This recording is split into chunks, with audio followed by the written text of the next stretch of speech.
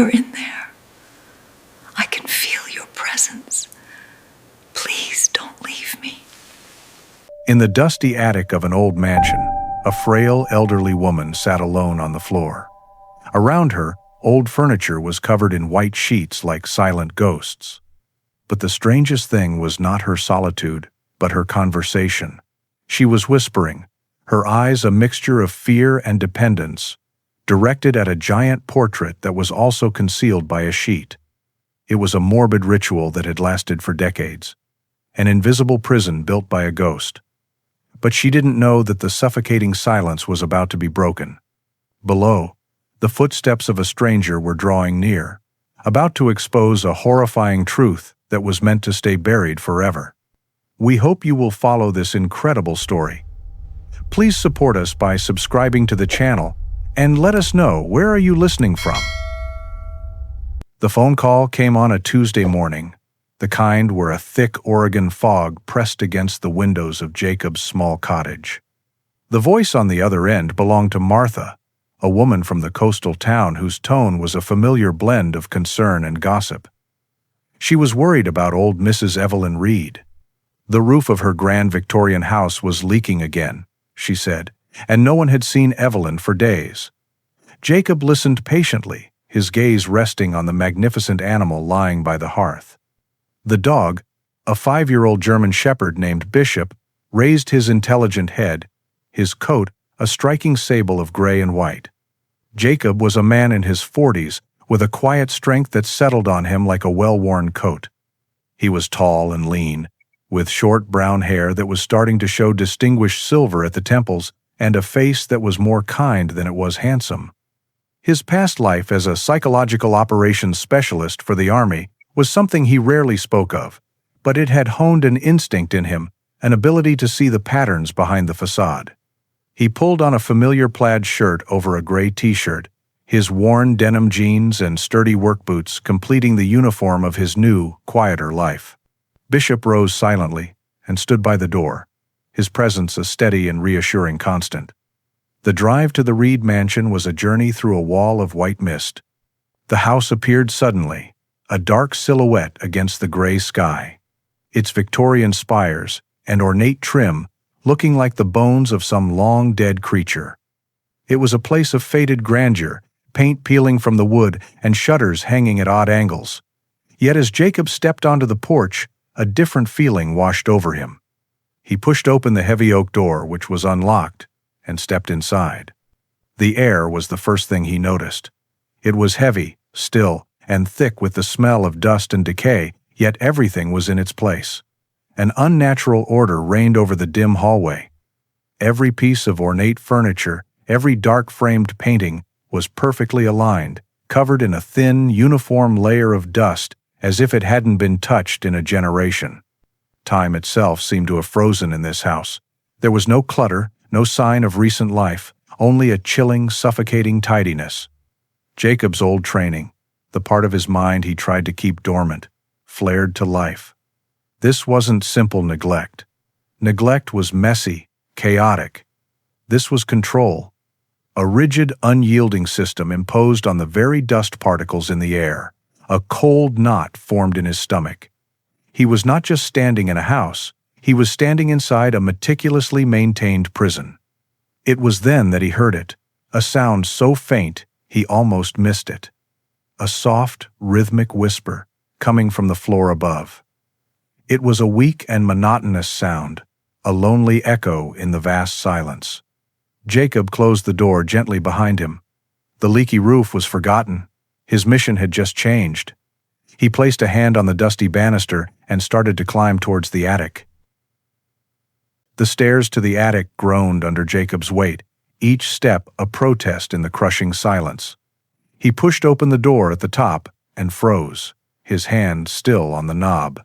The scene before him was one of profound desolation, a living painting of sorrow. Shafts of pale sunlight cut through the grime on a dormer window, illuminating swirling clouds of dust. In the center of the room, sitting on the bare wooden floor, was a woman. She was terribly thin, a fragile bird, with bones that seemed too delicate for this world. Her white hair was a wispy mess around a face etched with the fine lines of age and a deep, vacant sorrow. This had to be Evelyn Reed. She was speaking in the same rhythmic whisper he had heard from below, her words directed at a tall, looming object covered by a stained white sheet. The attic was filled with old furniture, chests, and boxes, all shrouded in white cloths, arranged with the same unnerving precision as the rest of the house. Jacob cleared his throat softly, not wanting to startle her. "Ma'am?" he said, his voice gentle. "Mrs. Reed?" She didn't turn, didn't seem to hear him at all. Her attention was locked on the covered object before her, her existence confined to a conversation with a ghost. Her focus was so absolute it was chilling.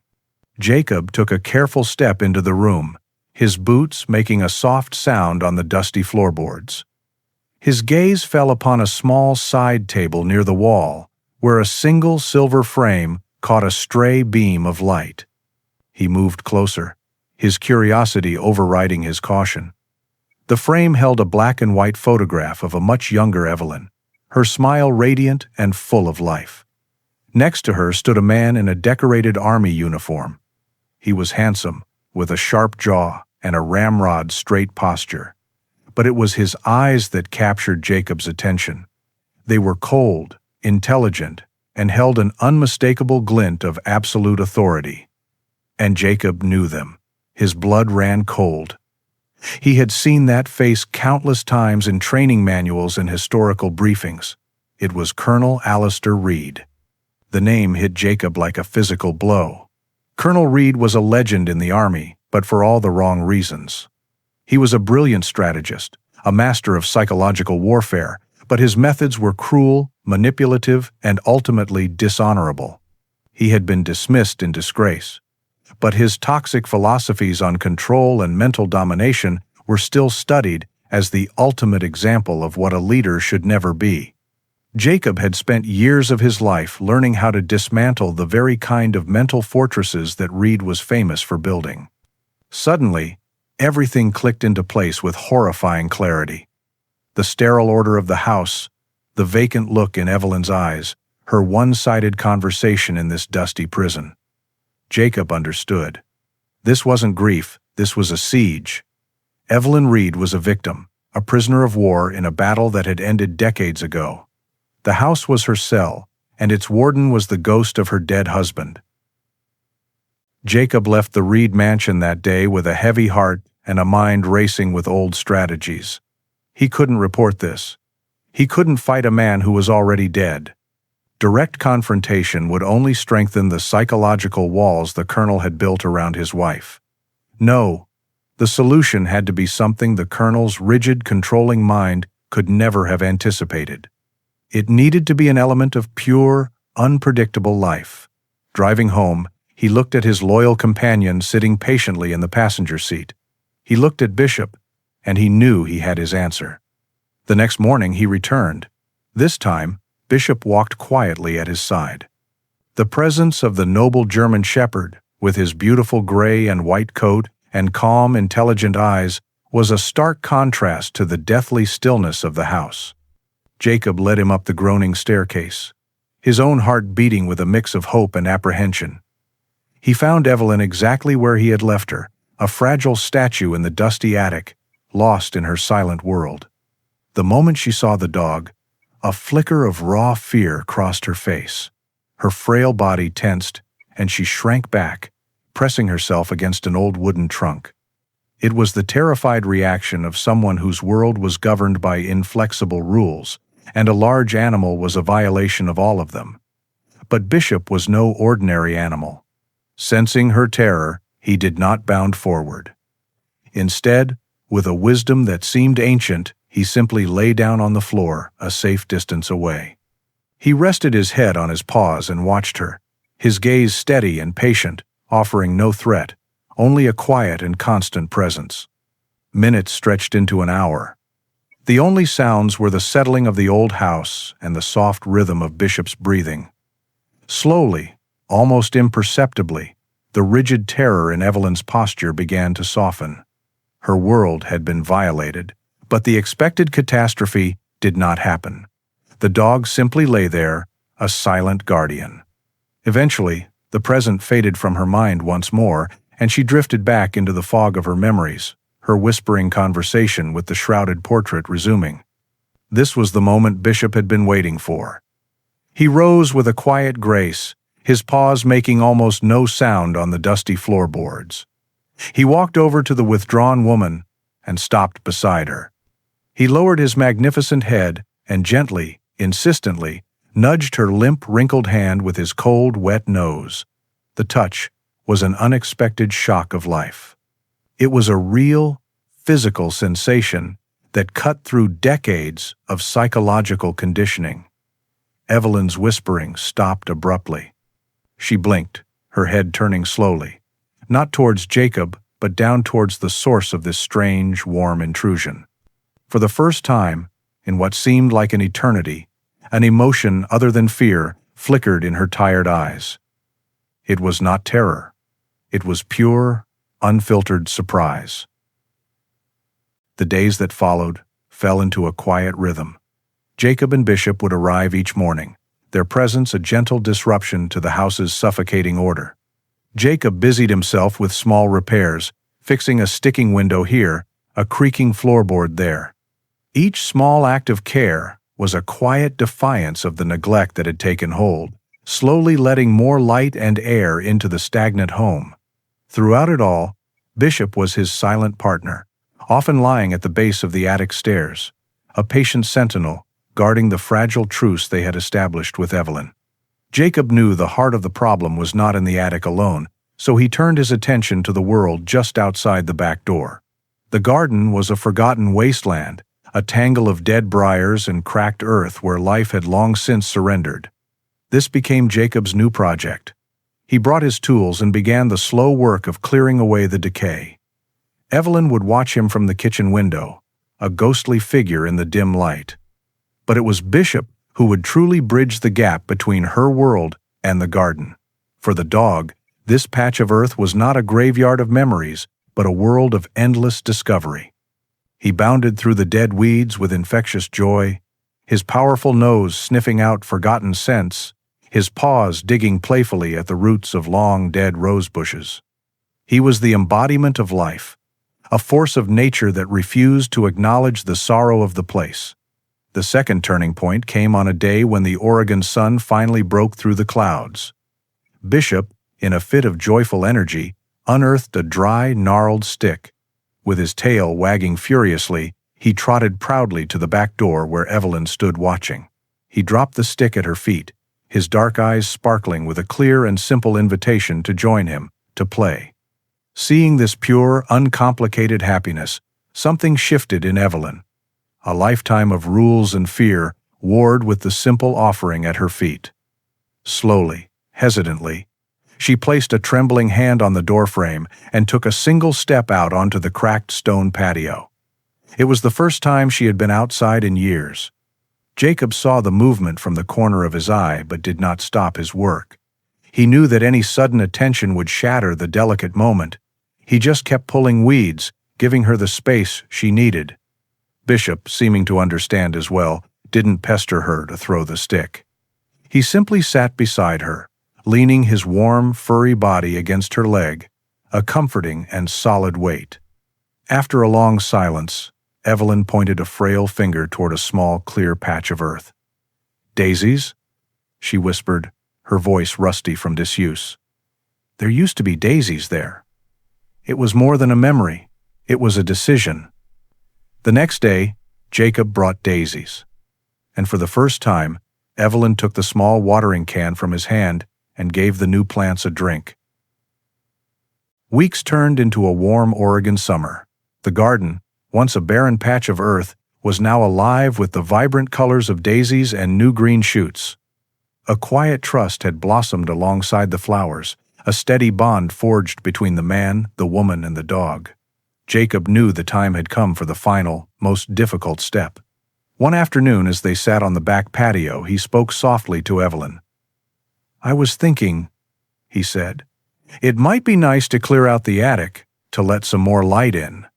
He framed it as a simple task of organizing, but they both understood the true weight of his words.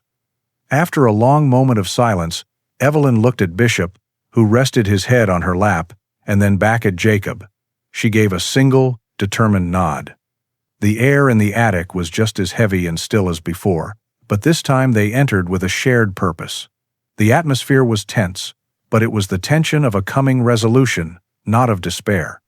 They worked in a calm, methodical silence. This was not an angry exorcism, it was a quiet reclamation.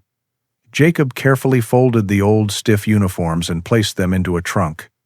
Evelyn sorted through boxes of books and papers, her hands moving with a newfound steadiness. They were not destroying the Colonel's things, they were simply putting them away, placing the past into its proper stored container. Bishop lay quietly by the door, a calm and watchful guardian over the proceedings. Soon, only one item remained. In the center of the room, the tall, shrouded portrait stood like a final gravestone, the ghost. Evelyn squared her shoulders and walked towards it alone. As she stood before it, a violent tremor ran through her entire body. The decades of fear, of conditioned obedience, rose up like a tidal wave, threatening to pull her under. Her breathing became shallow, her hands clenched into tight fists at her sides. She was frozen, a prisoner once more at the threshold of her own liberation. Sensing the shift, the sudden spike of her silent anguish, Bishop rose from his spot. He padded softly across the floor until he was right beside her. He didn't bark or whine. He simply sat down and leaned the full, solid weight of his body against her legs. The firm, warm pressure was a powerful anchor, a reminder of the living, breathing loyalty that stood with her in the present. It was the final piece of strength she needed. She drew a deep, shuddering breath. With a swift, decisive motion, she reached up and pulled the white sheet away. The painted eyes of Colonel Alistair Reed, cold and demanding even in oil and pigment, stared back at her. Evelyn met his gaze without flinching. "You," she said, her voice clear and steady, "are just a memory now." Then she turned, walked to the window that had been painted shut for a generation, and with a grunt of effort, forced it open. A wave of fresh air and brilliant sunshine flooded the room, chasing the last of the shadows away. The sunlight that poured into the attic was more than just light. It was a cleansing force, carrying the fresh, salty scent of the Oregon coast. It illuminated the dust particles not as symbols of decay, but as dancing specks of life in a golden haze. The stagnant air, trapped for decades, rushed out to meet the new breeze, and with it went the gloom, the oppression, and the suffocating presence of the past. It was not a physical light, but the light of liberation. The long, silent war was finally over. In the days that followed, the entire house seemed to exhale. It was reborn. Windows were left open to welcome the sound of birdsong. A vase of fresh-cut daisies from the garden sat on the kitchen table. The oppressive, rigid order was replaced by the comfortable tidiness of a home truly being lived in. Evelyn herself was transformed. She began to live by her own clock, for her own joy. She would make a cup of tea whenever she pleased, sitting on the back patio with a book in her lap, her fingers idly stroking the soft fur on Bishop's head as he rested at her feet. She moved with a quiet purpose, her steps sure and her gaze clear. Her greatest joy was the garden, which now thrived under her dedicated care. With her hands in the warm earth, tending to new life, she was no longer a prisoner but a creator. About a month later, Jacob paid one last visit. He didn't bring his tools. He came not as a handyman, but as a friend. He found Evelyn in the garden, kneeling beside a rose bush, a smudge of dirt on her cheek. As she heard him approach, she looked up, and a smile spread across her face. It was not the fragile, fleeting expression he had seen before. This was a real smile, one that reached her eyes and filled them with a light of profound peace. She was happy. She was free. He saw all he needed to see. They spoke for a few minutes about the weather and the beauty of the roses. Jacob knelt down and gave Bishop a final, heartfelt scratch behind the ears, whispering a quiet thank you to the noble animal. Then he said his goodbyes.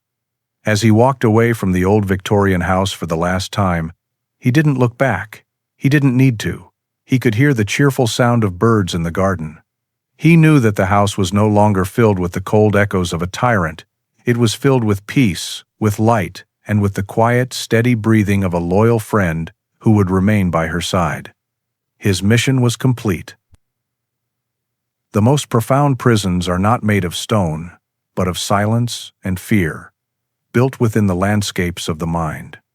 And often, the key that unlocks the door is not a grand gesture, but the quiet, unconditional loyalty of a loving heart, a steady presence that reminds us we are not alone.